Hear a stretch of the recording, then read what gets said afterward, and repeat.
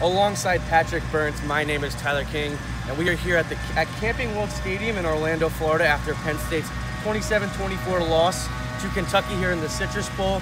Pat, it was a wacky game, to say the least, and it's an end to a wacky season. Penn State's 9-4 now, but I think if you're going to talk about the story of the game, it has to start with Trace McSorley, because the last collegiate game, and it didn't end the way maybe he would have wanted to and the way Penn Staters would have wanted to, but it didn't lack excitement, that's for sure. Yeah, I mean, this game was kind of, it sounds cliche, but it was kind of a microcosm of Penn State's season. I mean, you had the vintage Trace McSorley performance. Penn State at times looked like the team it was at the start of the McSorley era. And you know, the special teams mistakes, I think there were 6 of them. Yeah, at least 6 of them. A few of them that just shouldn't be happening at this level. And that's really what lost Penn State this game, because McSorley was excellent. A legendary performance from, I think, a legendary player. No doubt a legendary player. It was wasted because the special teams were just not bad. Yeah, and I think if you are going to look for some positives, then why not look for some positives? It is the end of the season.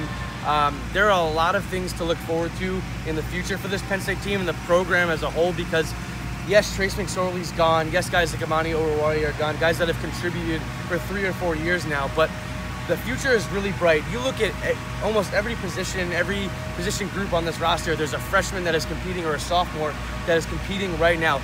Just look at the wide receivers today. Who were the guys that were getting the most amount of reps that you saw in the second half?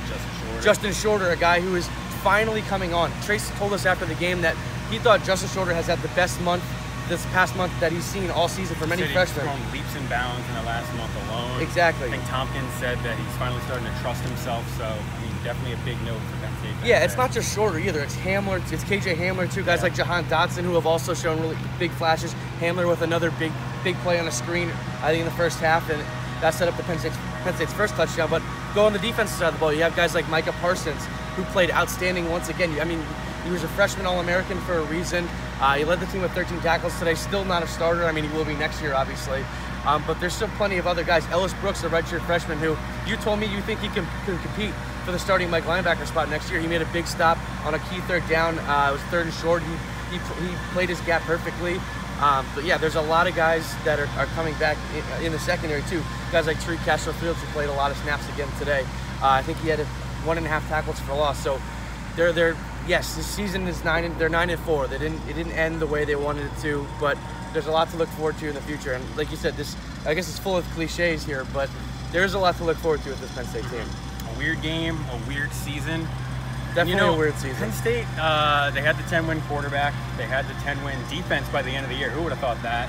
Yeah, I keep thinking back to early August media day, and all the questions that James Franklin kept getting asked about the defensive line, the linebacking crew, who's going to step up in the secondary. No questions there by the end of the year? None. Garrett Taylor played really well, one of the best players on the defense, filled in at the secondary spot. Micah Parsons just energized that linebacking group as a whole. Sharif Miller, Yetur Gross-Matos were dominant on the defensive line. This is a really good defense, and by the end of the year, probably one of the best defenses in the country. Who would have thought that?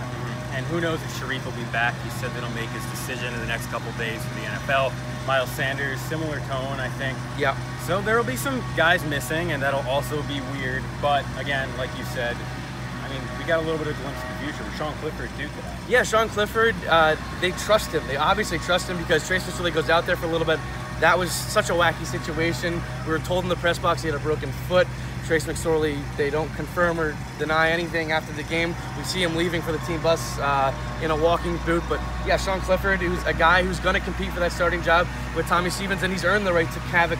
It's going to be a competition, and he's earned the right. Tommy Stevens has battled injuries throughout his Penn State career, and obviously they trust Tommy Stevens. I think that word trust sticks in my brain, because the first play comes in, they throw a deep ball 40 yards down the field for DeAndre Tompkins. It was right on the money, as you noted. It was an NFL throw. You said to me during the game, and DeAndre Tompkins just couldn't haul it in. I guess maybe one of the storylines of the season right there. But yeah, Trace McSorley's absence is going to be undoubtedly missed, not just as a quarterback, but as a leader too. But I think Trace talked about how much Clifford has become a leader as well, and he's gotten a lot of reps now in bowl practice without Tommy Stevens, and now in the game. And throughout the spring, we're going to see if he can, I guess, unseat Tommy Stevens. It looks like Stevens probably has the edge right now, but come the spring, who knows what could happen. We'll see.